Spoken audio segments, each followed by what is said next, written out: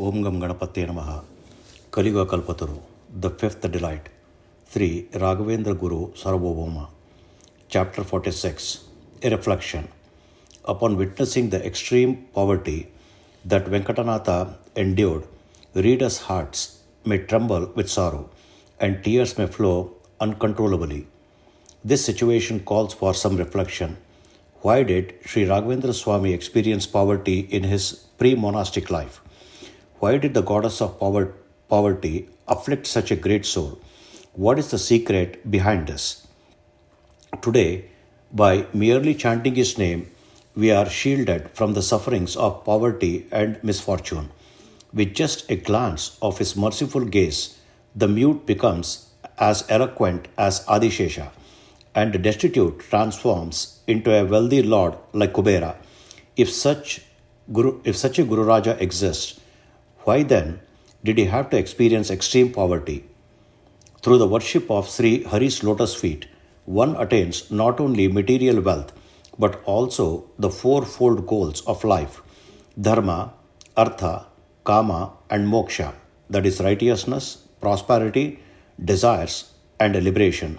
Moreover, he is renowned for granting these fourfold blessings to those who seek them.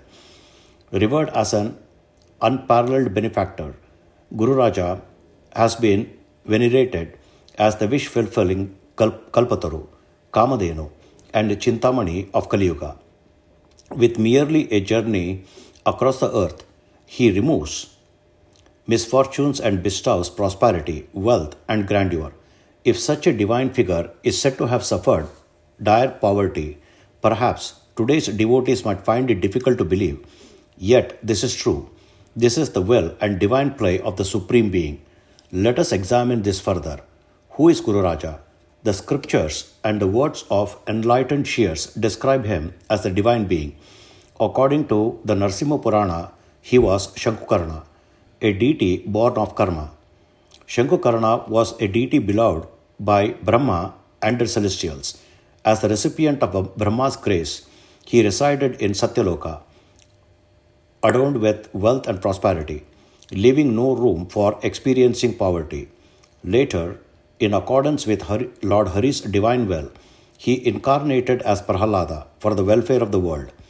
As the crown prince of the Daitya Empire, there was no question of poverty affecting Prahalada. That same Prahalada was later adopted by King Pratipada during the Dwapara Yuga and ruled as King Bahalika. Even then, he never encountered poverty. In Kaliyuga, Shankukarna, in his Prahlada Bahika incarnation, was reborn as Sri Vyasaraja Tirtharu, the great Gurusarvabhauma. Born into wealth, he ascended the throne of Sri Sarvagna Simhasana. As the royal preceptor to the 6 emperors of the Kannada Empire, he was revered and celebrated with immense prosperity.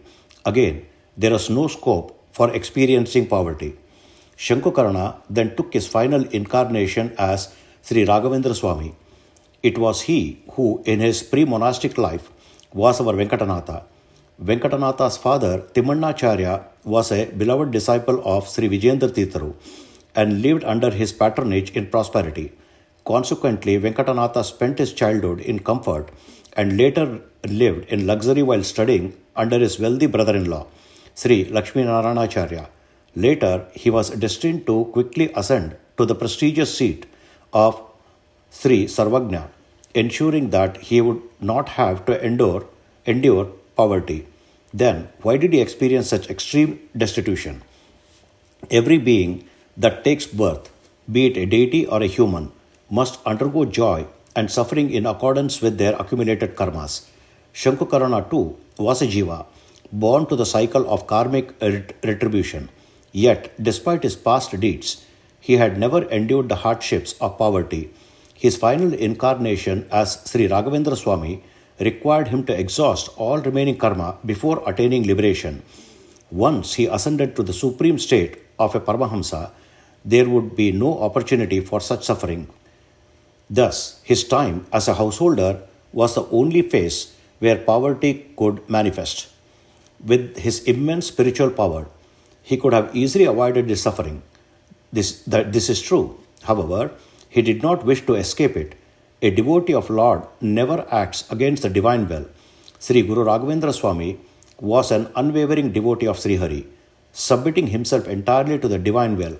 He accepted this as his final incarnation, where he had to exhaust his accumulated karma. Thus, the poverty he experienced in his pre monastic life was not a burden, but rather a blessing in disguise. No matter who it is, one can truly understand joy, sorrow, or poverty only through personal experience.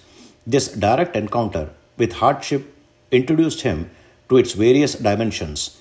In the future, Sri Guru Raghavendra Swami was destined to uplift millions of poor, downtrodden, and suffering individuals. Without first hand experience, such suffering would have remained distant and incomprehensible.